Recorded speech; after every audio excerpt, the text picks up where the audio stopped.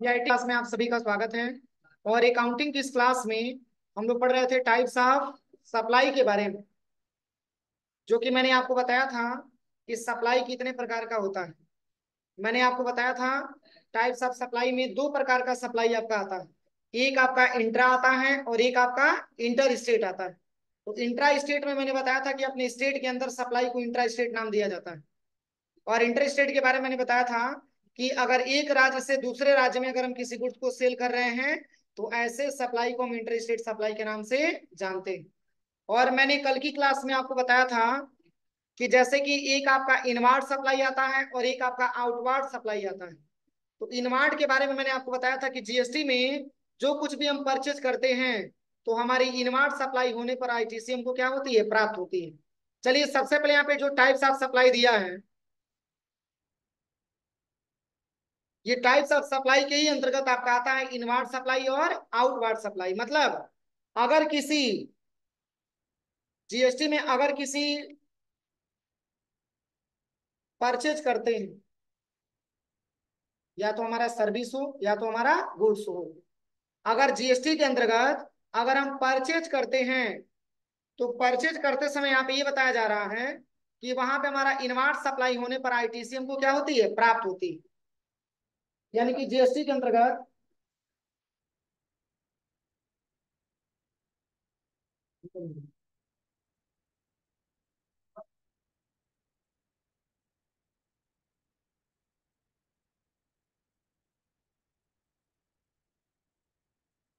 तो देखिए जीएसटी के अंतर्गत अगर हम किसी भी गुड्स या सर्विस को अगर हम परचेज करते हैं तो हमको इनवार्ड सप्लाई होने पर क्या प्राप्त होती है, आईटीसी हमको प्राप्त होती है, जिसका पूरा नाम क्या होता है, इनपुट टैक्स क्रेडिट।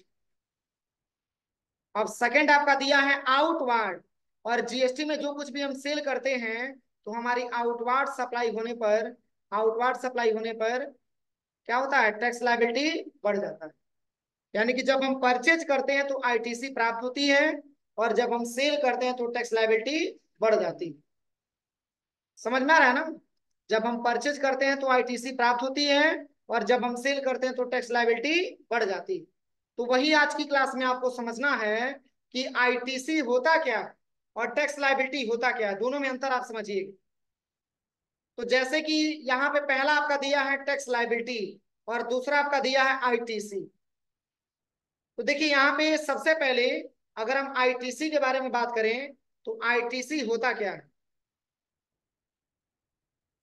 देखिए यहाँ पे इसके बारे में क्या बताया जा रहा है। आईटीसी के बारे में पहले हम बता रहे हैं, कह रहा है कि जब हम गुड्स या सर्विस परचेज करते हैं तो गुड्स की कीमत के साथ कुछ टैक्स अमाउंट भी पेमेंट करते हैं। और कह रहा है कि यही टैक्स अमाउंट हमारी क्या कहलाता है, आईटीसी कहलाता है।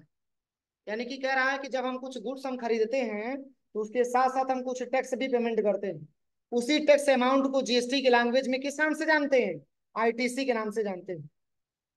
समझ में आ रहा है ना? और फिर कह रहा है कि सपोज यदि हमने गुड्स अपने सप्लायर से परचेज किया गया जिसकी कीमत 100 रुपया है और उस गुड्स पर 5% जीएसटी भी लागू है, अतः टैक्स अमाउंट हमको 5 रुपया देना होगा। इस प्रकार हमने अपने सप्लायर को टोटल कितना पैसा दिया, 105। तो इस ट्रांजेक्शन के लिए हमारी आईटीसी क्या होगा, 5 रुपया होगा।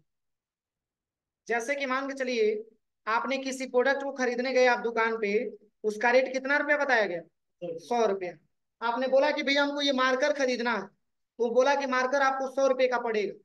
तो हम तो केवल मार्कर का मूल्य पूछे हैं ना, तो ये मार्कर का जब मूल्य हम उसको देंगे तो ये बताएगा कि इसमें 5% आपको जीएसटी भी देना है। इस पर, मार्कर पर 100 रुपये का जो प्रोडक्ट आप खरीदेंगे उस पे 5% आपको जीएसटी भी देना है। तो अब बताइए 5% का मतलब कितना हो गया, 5 रुपया हो गया। यानी कि टोटल पैसा हम दुकानदार को कितना देंगे, 105 रुपया। तो 105 रुपया तुम्हारा वस्तु का मूल्य हो गया, लेकिन 5 रुपया जो हम एक्स्ट्रा दे रहे हैं वही हमारा क्या हो जाएगा, आईटीसी हो जाएगा। क्या हो जाएगा, आईटीसी हो जाएगा, जिसको हम इनपुट टैक्स क्रेडिट के नाम से जानते हैं। कोई दिक्कत? अब चलिए टैक्स लायबिलिटी क्या होता है। तो कह रहा है कि जब हम किसी गुड्स या सर्विस को सेल करते हैं तो गुड्स की कीमत के साथ ही साथ कुछ टैक्स अमाउंट या जीएसटी भी कलेक्ट करते हैं, और गुड्स को सेल करते समय हम जितना जीएसटी कलेक्ट करते हैं वही हमारा टैक्स लायबिलिटी कहलाता है। वही हमारा क्या कहलाता है, टैक्स लायबिलिटी कहलाता है। उदाहरण के लिए मान लीजिए, यदि हमने अपनी किसी गुड्स को कस्टमर को सप्लाई किया जिसकी कीमत कितना था, 100 रुपया था, और इस गुड्स पर 5% जीएसटी भी लागू है, अतः टैक्स अमाउंट हमारा 5 रुपया होगा। इस प्रकार हम कस्टमर से टोटल कितना पैसा कलेक्ट करेंगे, 105। तो हमारी टैक्स लायबिलिटी कितना होगा, कितना होगा, 5 रुपया होगा। अब ये तो आपका लागू हो गया परचेज पे। अगर परचेज पे आप 5 रुपया एक्स्ट्रा दे रहे हैं, 5% आप एक्स्ट्रा दे रहे हैं, तो आपका आईटीसी हो गया। लेकिन वही अगर आप एक 100 रुपये का गुड्स है और 105 रुपये का आप सेल करते हैं, तो कितना कस्टमर से एक्स्ट्रा पैसा ले रहे हैं, 5 रुपया। तो यही 5 रुपया दुकानदार के लिए क्या हो जाएगा, टैक्स लायबिलिटी हो जाएगा। क्या हो जाएगा, टैक्स लायबिलिटी हो जाएगा। यानी कि टैक्स लायबिलिटी पड़ जाती है उसके लिए जो गुड्स को सेल करता है, और आईटीसी उसको प्राप्त होती है जो गुड्स को क्या करता है, परचेज करता है। अगर हम परचेज कर रहे हैं तो हमारी परचेज करने पे आईटीसी हमको प्राप्त होगी, अगर आप सेल कर रहे हैं तो आपको टैक्स लायबिलिटी बढ़ेगी। बैलेंस आपका वही है, वही 105 रुपया पे आप दे रहे हैं, और ये 105 रुपया आपसे ले रहा है। तो लेकिन गुड्स का कीमत 100 रुपया था, एक्स्ट्रा कितना ले रहा है, एक्स्ट्रा कितना ले रहा है, 5 रुपया। अगर वो ले रहा है तो वो 5 रुपया अपना टैक्स लायबिलिटी उसको बोला जाएगा। लेकिन वही 5 रुपया आप दे रहे हैं, तो आपके लिए क्या हो जाएगा, क्या हो जाएगा, 5 रुपया आईटीसी हो जाएगा। तो परचेज करते समय 5 रुपया आईटीसी हम दे रहे हैं, और वो सेल करते समय टैक्स लायबिलिटी 5 रुपया हमसे ले रहा है। बस यही आपको समझना है। अब चलिए, इसमें एक और भी ऑप्शन होता है, जैसे अब यहाँ पे और भी ऑप्शन जो आपका दिया है टैक्स लायबिलिटी और आईटीसी के बाद। हाँ,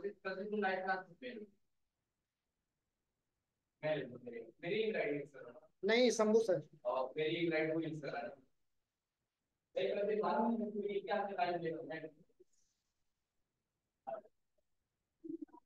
अब चलिए, अब इसके बाद से आपको दिया हुआ है, यहाँ पे देखिए अगला जो पॉइंट आपका दिया है, स्ट्रक्चर ऑफ जीएसटी। कह रहा है कि प्रत्येक गुड्स और सर्विस की सप्लाई करने के लिए निम्नलिखित टैक्स कंपोनेंट प्रभावित होते हैं। जैसे कि जो मैंने अभी आपको नोट करवाया है, यानी कि जीएसटी के स्ट्रक्चर के बारे में हम बात करें तो जीएसटी कितने प्रकार का होता है। देखिए, अगर हम टाइप्स ऑफ जीएसटी के बारे में बात करें तो जीएसटी का प्रकार यहाँ पे दिया हुआ है। यहाँ पे जीएसटी टोटल आपके 4 प्रकार के होते हैं। कितने प्रकार के, 4 प्रकार के होते हैं। अगर आप टाइप्स ऑफ जीएसटी के बारे में बात करेंगे तो इसमें जीएसटी आपका 4 प्रकार का दिया है। एक आपका सीजीएसटी, और एक आपका एसजीएसटी, एक आपका आईजीएसटी, और एक आपका यूटीजीएसटी। तो सीजीएसटी को बोला जाता है सेंट्रल जीएसटी के नाम से, और एसजीएसटी को बोला जाता है स्टेट जीएसटी के नाम से, और वही आईजीएसटी को बोला जाता है इंटीग्रेटेड जीएसटी के नाम से, जो लगाया जाता है कहाँ पे, अपने स्टेट से किसी दूसरे स्टेट में लगाया जाता है। और यूटीजीएसटी का मतलब यूनियन टेरिटरी जीएसटी, मतलब इसको लगाया जाता है केंद्र शासित प्रदेशों में। किसमें लगाया जाता है, केंद्र शासित प्रदेशों में इसको लगाया जाता है। अब मुख्यतः जीएसटी अगर देखेंगे आप, तो एक आपका इंट्रा स्टेट होता है और एक आपका इंटर स्टेट होता है। देखिए, अगर आप किसी गुड्स या सर्विस को अगर आप सेल करेंगे तो दो ही जीएसटी चार्जेबल होगा, एक आपका इंट्रा स्टेट और एक आपका इंटर स्टेट। तो वही इंट्रा स्टेट को दो भागों में बांटा गया है, एक आपका सी जीएसटी और एक आपका यस जीएसटी। तो इंट्रा स्टेट का मतलब अपने स्टेट के अंदर, अगर अपने स्टेट के अंदर किसी गुड्स या सर्विस को अगर आप सेल करते हैं तो आप में दो जीएसटी अप्लाई होता है, एक आपका सीजीएसटी और एक आपका एसजीएसटी। लेकिन वही अगर अपने स्टेट के बाहर किसी दूसरे स्टेट में अगर गुड्स को आप सेल करते हैं, सर्विस को सेल करते हैं, तो उस केस में आईजीएसटी चार्ज होता है, जिसको हम इंटीग्रेटेड टैक्स के नाम से जानते हैं। क्लियर हुआ। अब चलिए, अगर हम जीएसटी से पहले की बात करें तो जीएसटी से पहले हम लोग कौन कौन सा टैक्स देते थे।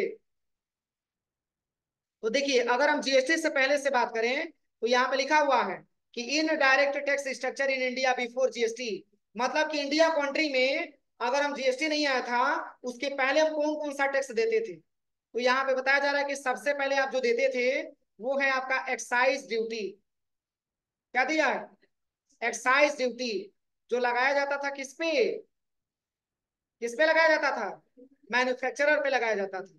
मतलब किसी प्रोडक्ट की आप मैन्युफैक्चरिंग कर रहे हैं तो उसमें आपको एक्साइज ड्यूटी देना होता था, वो भी एक प्रकार का टैक्स होता था। लेकिन ये कब अप्लाई होता था, जीएसटी से पहले अप्लाई होता था।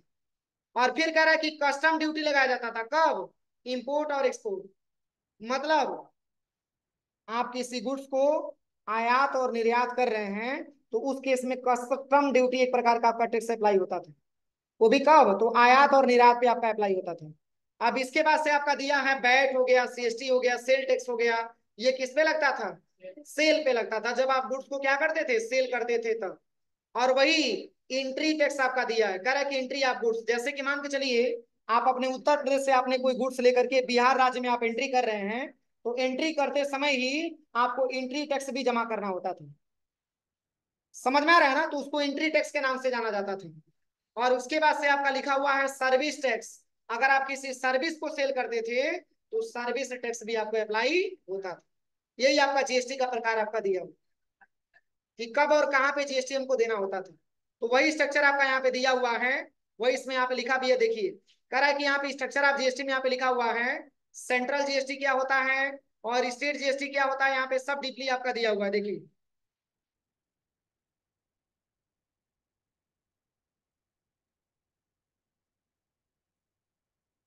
देखिए यहाँ पे जीएसटी के प्रकार में आपका दिया भी। कह रहा है यहाँ पे स्ट्रक्चर ऑफ जीएसटी, कह रहा है कि प्रत्येक जीएसटी और सर्विस की सप्लाई के लिए लिमिटेड टैक्स कंपोनेंट प्रभावित होते हैं। अगर सेंट्रल की बात हो रही है तो ये आएगा किसमें? ऑन इंट्रा में आएगा। अगर स्टेट की बात हो रही है तो भी किसमें आएगा? ऑन इंट्रा में आएगा। लेकिन वही अगर हम आईजीएसटी के बारे में बात करें तो ये इंटर स्टेट में हो जाता है, मतलब अपने स्टेट के बाहर किसी दूसरे स्टेट में। और वही और यहाँ पे यूनियन टेरिटरी में भी आपका जीएसटी लागू होता है, मतलब कि केंद्र शासित प्रदेश में भी आपका जीएसटी लागू होता है। अब चलिए अगला पॉइंट आपका क्या दिया है, तो अगला आपका पॉइंट और भी दिया है। देखिए बिफोर जीएसटी, जीएसटी से पहले मैंने जो भी आपको बताया है, एक्साइज ड्यूटी लगता था, एडिशनल आपका लगता था, सर्विस टैक्स लगता था, सरचार्ज लगता था, ये सब जीएसटी से पहले लगता था। इसमें ये सब जीएसटी के अंदर इसको शामिल किया गया। समझ में आ रहा है ना? ये सब जीएसटी के अंदर आपको शामिल किया गया। अब चलिए अगला क्या दिया है, तो अगला आपका दिया है रजिस्ट्रेशन। जैसे कि आपको ये पता है कि अगर आप बिजनेसमैन हैं और अगर आप अपने बिजनेस किए हैं और आप छोटे व्यवसायी हैं, बड़े व्यवसायी हैं, मतलब उससे नहीं है। गवर्नमेंट ये कहता है कि आपको जीएसटी में रजिस्ट्रेशन कराना होगा। लेकिन जीएसटी में रजिस्ट्रेशन आप कैसे कराएंगे? इसके लिए बहुत सारे ऑप्शन आपके दिए गए हैं। देखिए जैसे कि जो जीएसटी नंबर होता है वो टोटल आपका 15 डिजिट का होता है। ये 15 अंकों का आपका जीएसटी नंबर होता है। और वो जीएसटी नंबर आधारित होता है किस पे? पैन नंबर पे आधारित होता है। पैन कार्ड आपने देखा है ना? पैन कार्ड में टोटल 10 डिजिट होता है और वही पेन पे आपका जीएसटी नंबर अप्लाई होता है। तो देखिए जैसे कि हर स्टेट का स्टेट कोड भी अलग अलग होता है। जैसे रजिस्ट्रेशन में क्या बताया जा रहा है, देखिए कह रहा है कि 3 टैक्स आइडेंटिफिकेशन नंबर असाइन किया जाता था। जैसे जब जीएसटी नहीं आया था उसके पहले 3 चलता था जिसको हम बोलते थे टैक्स आइडेंटिफिकेशन नंबर। लेकिन जैसे ही आपका जीएसटी आया तो goods and service tax identification number आपको प्रोवाइड होता है, जो आपका टोटल कितने डिजिट का होता है? 15 डिजिट का होता है। लेकिन उसके पहले टैक्स आइडेंटिफिकेशन नंबर प्रोवाइड किया जाता था जो 3 बोला जाता था। और कह रहा है कि रजिस्ट्रेशन होने के बाद कह रहा है कि ठीक, मतलब यहाँ पे कह रहा है कि 3 टैक्स आइडेंटिफिकेशन नंबर असाइन किया जाता था। ठीक उसी प्रकार जीएसटी में रजिस्ट्रेशन होने के बाद बिजनेस को जीएसटी यानी कि goods and service tax identification number assign किया जाता है। और यह जीएसटी 15 डिजिट का होता है जो पैन पर आधारित होता है, जिसका स्ट्रक्चर निम्नलिखित है। अब देखिए अगर किसी भी जीएसटी नंबर से अगर आपको पैन नंबर छांट करके अलग करना हो तो कैसे करेंगे? अगर आपको किसी भी जीएसटी नंबर से अगर आपको पैन नंबर छाट करके अलग करना हो तो कैसे करेंगे? देखिए यहाँ पे क्या बताया जा रहा है, यहाँ पे ये बताया जा रहा है कि जो आपका 15 अंक का जो डिजिट होता है किसका? जीएसटी नंबर का। तो इसमें जो जीरो, मतलब कि यहाँ पे जो स्टार्टिंग का जो नंबर आपका दिया है इसको हम स्टेट कोड के नाम से जानते हैं। अब इसके बाद से यहाँ पे क्या होता है? पैन नंबर होता है। और इसके बाद से आपका एंटिटी कोड आता है। और इसके बाद से आपका ब्लैंक दिया है। और इसके बाद से आपका चेक सम डिजिट दिया हुआ है। लेकिन अब जैसे कि हम उत्तर प्रदेश से बिलोंग करते हैं तो उत्तर प्रदेश का आपका स्टेट कोड 09 होता है। वही बिहार में चले जाएंगे तो 10 होता है। समझ में आ रहा है ना? तो सारे राज्यों का जीएसटी कोड क्या होता है? अलग अलग होता है। ये पता कैसे चलेगा? तो चूंकि मान के चलिए कि राज्यों की संख्या के आधार पे अगर आपको ये पता करना हो कि किस राज्य का क्या जीएसटी कोड है, स्टेट कोड है, तो देखिए इसके लिए आपको करना क्या पड़ेगा, मैं आपको बता रहा हूँ। सबसे पहले आप आइएगा यहाँ पे क्रोम पे आ जाइएगा। और क्रोम पे आने के बाद और यहाँ पे आपको सर्च करना है। यहाँ पे आप सर्च करिएगा इंडिया कंट्री, क्या सर्च करना है? India country, all state GST code. India country all state GST code लिख करके जैसे ही आप इंटर करेंगे तो ये बता देगा कि किस स्टेट का क्या, किस स्टेट का क्या क्या है कोड है। ये पूरा आपके सामने आ जाएगा। देखिए देखिए यहाँ से पूरा आ जाएगा, आपको पूरा यहाँ पे देखने को मिल जाएगा कि किस स्टेट का स्टेट कोड क्या है। क्योंकि अगर ये स्टेट कोड आपको नहीं पता रहेगा तो आगे चल करके आपको दिक्कत होगी, जीएसटी सही से उठाएगा नहीं, ये बार बार आपको दिक्कत करेगा। ध्यान से देखिए, देखिए यहाँ पे क्या लिखा हुआ है, आपका लिखा हुआ है GST state code list, state union territory name और अल्फा कोड भी होता है। जैसे कि उत्तर प्रदेश को शॉर्ट में यूपी लिखा जाता है ना, तो यूपी हमारा अल्फा कोड होता है। और वैसे ही जम्मू एंड कश्मीर का आपका अल्फा कोड जेके होता है। ऐसे ही हिमाचल प्रदेश का एचपी होता है। ये समझने का तरीका होता है। तो देखिए अभी जम्मू एंड कश्मीर का क्या दिया स्टेट कोड, 01 दिया है। 02 किसके लिए दिया है, हिमाचल प्रदेश। 03 किसके लिए, पंजाब के लिए। 04 चंडीगढ़, उत्तराखंड के लिए 05, हरियाणा के लिए 06, दिल्ली के लिए 07, राजस्थान के लिए 08 और उत्तर प्रदेश के लिए 09 और बिहार के लिए 10 और सिक्किम के लिए 11 और अरुणाचल प्रदेश के लिए 12। समझ में आ रहा है ना? तो ये सब कोड है और ये कोड अगर आप नहीं समझेंगे तो आगे आपको जीएसटी भरने में आसानी नहीं होगा, आप जीएसटी में दिक्कत होगी आपको। इतना समझिए, ये सब आपको याद करना पड़ेगा तभी जाके हो पाएगा। समझ में आ रहा है ना? ये सब आपको समझना होगा तभी जाकर के आपका हो पाएगा। तो चलिए इसी के आधार पे यहाँ पे आपका दिया हुआ है, ये आपका जीएसटी कोड आपका दिया हुआ है। तो यहाँ पे ये बताया जा रहा है कि ten tax identification number assign किया जाता था और ठीक उसी प्रकार जीएसटी में जब रजिस्ट्रेशन हो जाता है तो बिजनेस को जीएसटी आईएन नंबर यानी कि goods and service tax identification number assign होता है। और यह जीएसटी नंबर टोटल 15 डिजिट का होता है जो पैन पर आधारित होता है, जिसका स्ट्रक्चर निम्नलिखित होता है। अभी मैंने आपको बताया जैसे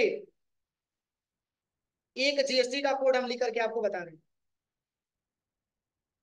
यहाँ पे हो जाएगा 0, यहाँ पे हो जाएगा 9, फिर ए, फिर ए पी, फिर इसके बाद से एम, फिर इसके बाद से पी, फिर इसके बाद से आपका भी, और यहाँ पे 1 2 3 1, 09 ए पी एम पी भी 12 31 यम 1 जेड और क्या आता है डी आता है। ये अपनी कंपनी का क्या है जीएसटी नंबर। अब देखिए 09 क्या इंडिकेट कर रहा है, स्टेट कोड। अब यहां से लेकर के यहां तक क्या इंडिकेट कर रहा है, पैन नंबर। ये पैन नंबर बोलेंगे कितने अंक का है, 1 2 3 4 5 6 7 8 9 और 10। ये 10 अंक का क्या है, पैन नंबर है। अब इसके बाद से आपका एंटिटी कोड आपका दिया है, इसके बाद से ब्लैंक दिया है और इसके बाद से आपका चेक सम डिजिट दिया है। ये समझने का आसान तरीका होता है। अगर किसी भी जीएसटी नंबर से आपसे ये कह दिया जाए इसमें से पेन नंबर आप निकालिए तो स्टार्टिंग का 2 लेटर छोड़िए और लास्ट का 3 लेटर छोड़ दीजिए, शेष जो बचेगा वही आपका क्या हो जाएगा, पैन नंबर। कोई दिक्कत? तो चलिए अब यहाँ पे अगला जो ऑप्शन आपका दिया है ये है आपका लाइबिलिटी टू रजिस्टर। क्या दिया है, लाइबिलिटी टू रजिस्टर। अब इसका क्या प्रयोग है तो देखिए इसके बारे में बता रहे हैं आपको जीएसटी में। लाइबिलिटी टू रजिस्टर यहाँ पे ये कह रहा है कि ऐसे बिजनेस जो किसी निर्धारित एनुअल एग्रीगेसिव टर्नओवर की लिमिट को पार कर लेते हैं उन्हें अपना रजिस्ट्रेशन जीएसटी में कराना होता है। और एनुअल एग्रीगेट टर्नओवर के अंतर्गत सभी टैक्सेबल एग्जेम्प्टेड और एक्सपोर्ट सप्लाई को शामिल किया गया है। और एनुअल एग्रीगेट टर्नओवर की लिमिट निम्नलिखित होती है। इसमें देखिए 3 शब्द आया है, एक आपका आया है एनुअल, एक आपका आया है टर्नओवर, एक आपका आया है टैक्सेबल और एक आपका एग्जेम्प्टेड और एक आपका आता है एक्सपोर्ट सप्लाई। इसके बारे में कोई बताएगा, बोलिए। सबसे पहले तो एनुअल के बारे में आपको पता होना चाहिए। एनुअल का मतलब 1 साल, एनुअल का मतलब 1 साल। अरे विद्यालयों में एनुअल फंक्शन मनाया जाता है, एक साल में एक बार फंक्शन आता है, उसी को एनुअल बोलते हैं, साल में एक बार जो पड़ता है। तो जैसे ये तो हमारा एनुअल का मतलब क्या हो जाएगा, एक साल हो जाएगा। अब टर्नओवर का मतलब क्या होता है, तो 1 अप्रैल से लेकर के और 31 मार्च तक जो आप अपने बिजनेस में सेल करते हैं, उसी को हम टर्नओवर के नाम से जानते हैं।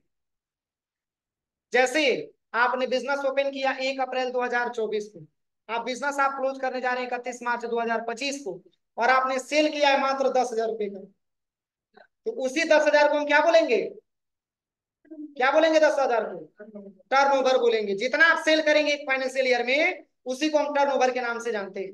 अगर 10,000 को सेल करेंगे तो 10,000 टर्नओवर हो जाएगा। अगर 15 करेंगे तो 15,000 टर्नओवर हो जाएगा। यानी कि जितने रुपए का आप सेल करेंगे, उतना ही रुपए को हम टर्नओवर बोल सकते हैं। अब चलिए, टैक्सेबल क्या होता है, ऐसा गुड्स या सर्विस जिसको हम सेल करते समय कस्टमर से टैक्स लेते हैं, उसको हम टैक्सेबल बोलते हैं। क्या बोलते हैं, टैक्सेबल बोलते हैं। ऐसे गुड्स या सर्विस जिसको हम सेल करते समय अगर हम कस्टमर से टैक्स लेते हैं, तो ऐसे गुड्स एंड सर्विस को हम टैक्सेबल गुड्स एंड सर्विस बोल सकते हैं। समझ में आ रहा है कि नहीं आ रहा है, बोलिए, समझ में आ रहा है कि नहीं आ रहा है, आवाज नहीं आ रहा है, नहीं समझ में आ रहा है पीछे। और एग्जेम्प्टेड का मतलब क्या होता है, एग्जेम्प्टेड का मतलब ये होता है कि ऐसे गुड्स और सर्विस जिसको हम सेल करते समय जीएसटी 1 भी % नहीं ले रहे, टैक्स 1 भी % नहीं ले रहे हैं, वही हमारा एग्जेम्प्टेड कहलाता है। अब समझ में आया दोनों में अंतर। अगर टैक्सेबल आएगा तो क्या बताएंगे आप लोग, बोलिए, टैक्सेबल आएगा तो क्या बताएंगे, अशोक खड़े हो जाइए, टैक्सेबल आएगा तो क्या बताएंगे।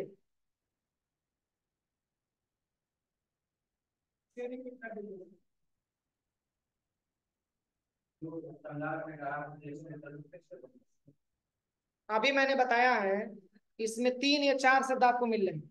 एक आपका दिया है एनुअल, एनुअल का मतलब होता है वार्षिक, एक साल, एनुअल का मतलब होता है एक साल। और टर्नओवर का मतलब होता है कि 1 अप्रैल से लेकर के और 31 मार्च तक आप बिजनेस में जो सेल कर रहे हैं, उसी को हम टर्नओवर बोलते हैं। लेकिन टैक्सेबल का मतलब ये होता है कि अगर आप किसी कस्टमर को अगर गुड्स सेल कर रहे हैं या सर्विस सेल कर रहे हैं, और सेल करते समय आप उस पर जीएसटी ले रहे हैं, ले रहे हैं, टैक्सेबल का मतलब ले रहे हैं, जब सेल करेंगे तो लेंगे ना, तो उसको हम टैक्सेबल बोलेंगे। क्या बोलेंगे, टैक्सेबल बोलेंगे। लेकिन वही अगर आप ऐसे गुड्स या सर्विस को बेच रहे हैं जिस पे आप टैक्स ले ही नहीं रहे हैं, उसको हम बोलेंगे एग्जेम्प्टेड, जिसपे जीएसटी टैक्स बिल्कुल 0% के बराबर। कोई दिक्कत। अब चलिए, अब इसके बाद से आता है आपका एक्सपोर्ट सप्लाई।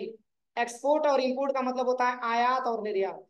आप बताइए, हमारे देश में कोई सामान नहीं होता तो किसी और देश से मंगवाया जाता है, और वहां पे नहीं होता है तो इस देश से भेजा जाता है, तो उसको हम आयात निर्यात बोल सकते हैं। वो हमारा एक्सपोर्ट और इंपोर्ट होता है। तो इन सबको इसमें शामिल किया गया है। और कह रहा है कि एनुअल एग्रीगेट टर्नओवर की लिमिट क्या होती है, निम्नलिखित होती है। अब इसका लिमिट क्या, तो निम्नलिखित दिया हुआ देखिए। जैसे आप किस टर्नओवर के आधार पे आपको काम करना है, तो कह रहा है कि रिजाइन यहाँ पे दिया हुआ है, सबसे पहले स्पेशल कैटेगरी और the rest of India. Special का मतलब होता है विशेष। देखिए, अगर आपका बिजनेस आसाम में है, मणिपुर में है, मेघालय में है, मिजोरम में है, नागालैंड में है, सिक्किम में है, त्रिपुरा में है, और हिमाचल प्रदेश में है, तो गवर्नमेंट ये कहता है कि अगर आपका टर्नओवर 20 लाख रुपए का है, तो आप अपने जीएसटी में रजिस्ट्रेशन करा सकते हैं। नहीं समझ में आया? मतलब अगर आपका बिजनेस इन मतलब कि इन स्टेट में है, और आप मान के चलिए कि मात्र आप 20 लाख रुपए तक का आप सेल कर पा रहे हैं 1 अप्रैल से लेकर के 31 मार्च तक, तो भी गवर्नमेंट ये कहता है कि आपको जीएसटी में रजिस्ट्रेशन कराना अनिवार्य है। तो क्या अगर 20 लाख से कम होगा तो नहीं कराएंगे, तभी भी कराएंगे। लेकिन अनिवार्य कर दिया गया है कि 20 लाख होना चाहिए, अगर 20 लाख से कम है तो भी आपको जीएसटी में रजिस्ट्रेशन कराना है। क्या चीज, रजिस्ट्रेशन।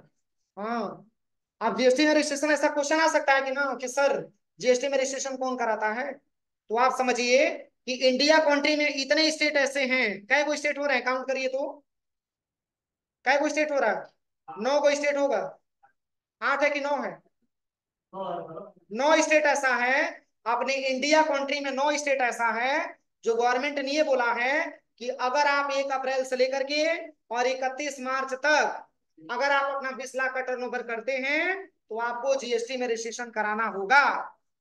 तो क्या अगर 20 लाख से कम है तो नहीं कराएंगे? तभी भी कराएंगे, लेकिन अनिवार्य कर दिया गया है कि 20 लाख का टर्नओवर होना चाहिए। 20 लाख से ज्यादा है तो भी कराएंगे और 20 लाख से कम है तो भी कराएंगे। अब कह रहा है कि द रेस्ट ऑफ इंडिया, अब इंडिया के अंतर्गत इन सारी स्टेट को छोड़ करके शेष जो भी स्टेट आएगा, जैसे कौन सा स्टेट आएगा? उत्तर प्रदेश आएगा और बिहार आएगा और महाराष्ट्र आएगा, उत्तराखंड आएगा। इन स्टेट के लिए कितना गवर्नमेंट ने दिया है? अब ऐसे क्वेश्चन बनता है कि सर ये पार्शियलिटी क्यों हो रहा है, इनको 20 लाख क्यों किया गया और इनको 40 लाख क्यों किया गया? ऐसे क्वेश्चन बनती है ना। तो देखिए, अब गवर्नमेंट को टैक्स तो लेना ही लेना है, लेना है कि नहीं लेना? लेना है टैक्स को। क्यों? क्योंकि गवर्नमेंट का एक देखा जाए तो इनकम का सबसे बड़ा स्रोत हो चुका है। अब देखिए, गवर्नमेंट के पास ये ऑप्शन है कि जैसे ये जो 9 राज्य यहाँ पे छांटा गया है, इन राज्यों में आर्थिक स्थिति कमजोर होती है और ये पहाड़ी क्षेत्र होते हैं और इन क्षेत्रों में बारिश की बहुत ज्यादा खतरा होती है, भूस्खलन की बहुत ज्यादा खतरा होती है, बाढ़ के बहुत ज्यादा खतरे होते हैं। तो अब बताइए, गवर्नमेंट अगर यहाँ पे 40 लाख लगा देगा तो क्या गवर्नमेंट को टैक्स मिल पाएगा? तो जब टैक्स मिलेगा नहीं तो गवर्नमेंट को इनकम नहीं होगा, और जब गवर्नमेंट को इनकम नहीं होगा तो कुछ अपना व्यवस्था लेके चल नहीं पाएगा। इसलिए गवर्नमेंट ने ये कहा है कि अगर आपका टर्नओवर 20 लाख रुपए का है या 20 लाख से कम का भी है तो आपको जीएसटी में रजिस्ट्रेशन कराना अनिवार्य है। लेकिन बाकी स्टेट में तो ऐसा मैटर नहीं है। जैसे कि आपका उत्तर प्रदेश हो गया, आपका बिहार हो गया, उत्तराखंड हो गया, तो गवर्नमेंट ये कहता है कि आपकी आर्थिक स्थिति सही है लेकिन आपका टर्नओवर कितना होना चाहिए? 40 लाख होना चाहिए। 40 लाख से कम है तो भी कराइए और 40 से ज्यादा है तो भी कराइए। एक छोटा सा मैं इस पे एग्जाम्पल आपको बताऊं। जैसे कि 4 बच्चे एडमिशन लेने आए, ध्यान दीजिएगा, अपने इंस्टीट्यूट में 4 बच्चे एडमिशन लेने आए। चारों बच्चों को कोर्स के बारे में समझा दिया गया और ये भी बता दिया गया कि आपको पर महीना 1500 इंस्टॉलमेंट जमा करना है। अब बताइए, उसमें से 3 स्टूडेंट ऐसे निकल गए जो 1500 इंस्टॉलमेंट अपना जमा कर रहे हैं। क्यों? क्योंकि अनिवार्य है। लेकिन उसमें से एक स्टूडेंट कह रहा है कि सर हमारे पास 1000 की व्यवस्था हर महीने में हो पाएगी, तो क्या हम उसको हटा देंगे? अगर हटाएंगे तो कुछ इनकम होगी, उसको भी रखना है कि नहीं रखना है? क्यों रख रहे हैं? क्योंकि उसकी आर्थिक स्थिति मजबूत नहीं है, लेकिन फिर भी हमारे वहां वो कंप्यूटर पढ़ना चाहता है, तो फिर भी अगर 1000 रुपया भी देगा तो भी अपन अपनी इंस्टीट्यूट में उसका एडमिशन करेंगे, उससे भी इनकम होगी और 1500 से भी इनकम होगी। लेकिन इनकम तो दोनों से हो रही है ना। तो सेम वही गवर्नमेंट ने यहाँ पे फंडा अपनाया है कि अगर इसके लिए आप 20 लाख रुपया कर देंगे तो भी इससे हमको जीएसटी मिल जाएगा, और इसके लिए 40 लाख कर देंगे तो भी हमको जीएसटी मिल जाएगा। ये अनिवार्य कर दिया गया है। उससे कम है तो भी कराइए और उससे ज्यादा है तो भी कराइए। तो चलिए आज के लिए इतना ही।